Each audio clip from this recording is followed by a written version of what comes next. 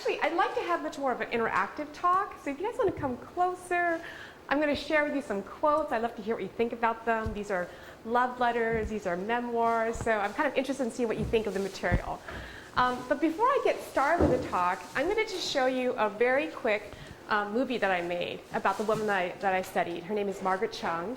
And I just explained briefly before some of you came in that I've been very interested in having my students become public intellectuals.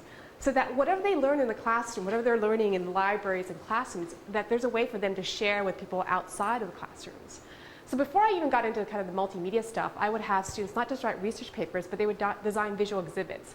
And we put them up on campus, and we would have reception, and we talk about, okay, what does your project tell us? Someone who's not even educated in this particular subject matter, what do they glean from the research that you've done? And I took it to the next level maybe 4 years ago.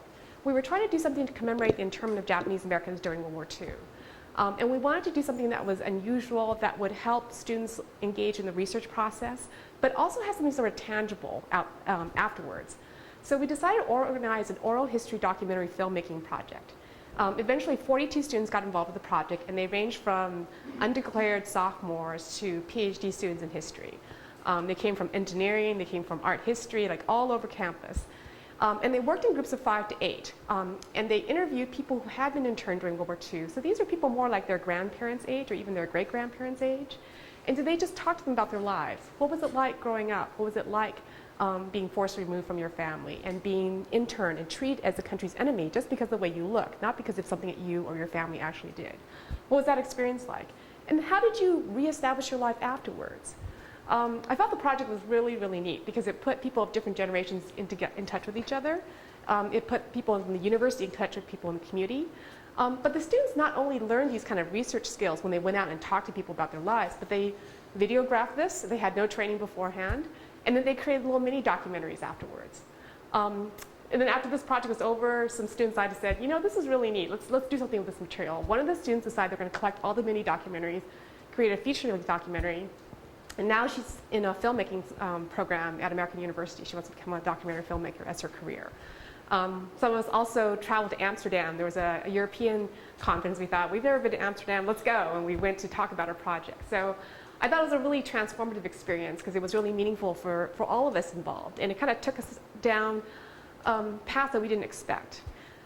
So since that project, I've been having my students, again, not necessarily write essays for the end of the quarter, end of the semester, but to actually create these digital narratives. In some ways, they're like essays because you're trying to convey an argument or you're trying to tell a story. But you get to use music, you get to use visuals, you can think about timing, like when you introduce something, right? These are things that you have to do in a paper anyway, right? There has to be a narrative flow, there has to be a thesis, you have to use evidence, but you can just have a wider kind of palette to draw upon.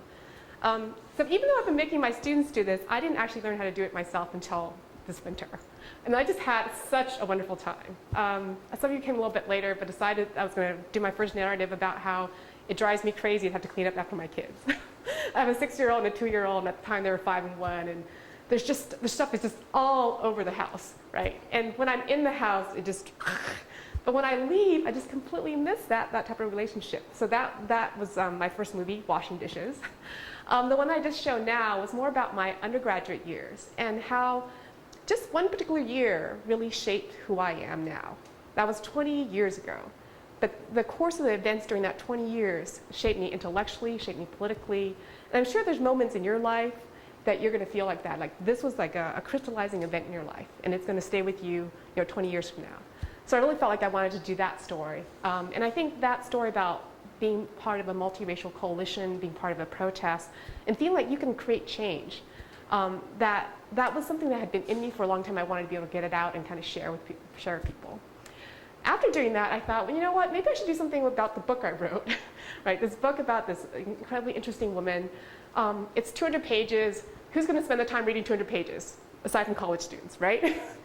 So this is a brief 4-minute, 5-minute digital narrative about things I found really fascinating about this person and why I decided to write 200 pages about her life. Okay, so I'm going to play that, if I can find it.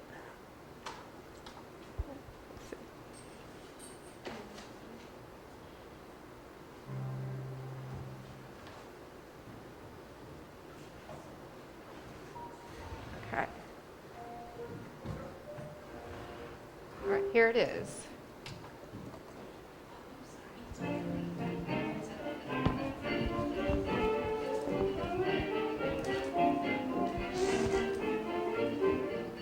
I didn't expect to find someone like Margaret Chung in Asian American history. It's the fact that it is, and the women's folk are being all you men.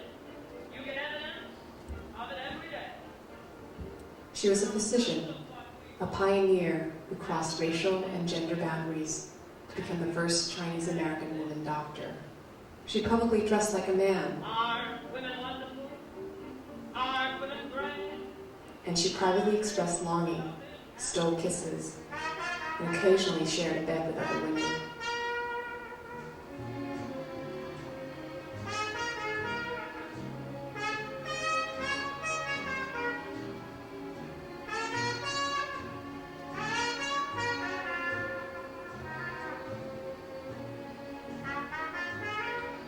She never married and chose not to have children, at least not biologically. Instead, she adopted nearly 1,000 offspring, mostly American pilots, who shared her love for the United States and China. The lights of the red hot summer, they've all cooled down country.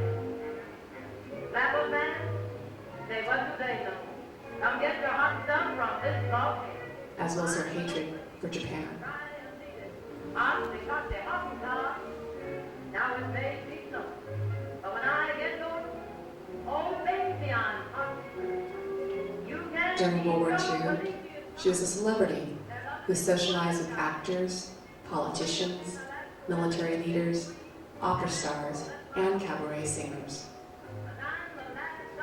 She was Mom Chung, and they were her fair-haired bastards. She was traditional, yet transgressive, asexual, yet queer, maternal, yet masculine, exactly different,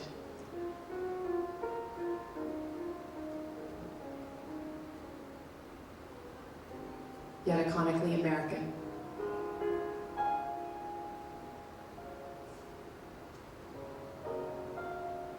How might it have felt to be so different, to want to fit in against near impossible odds?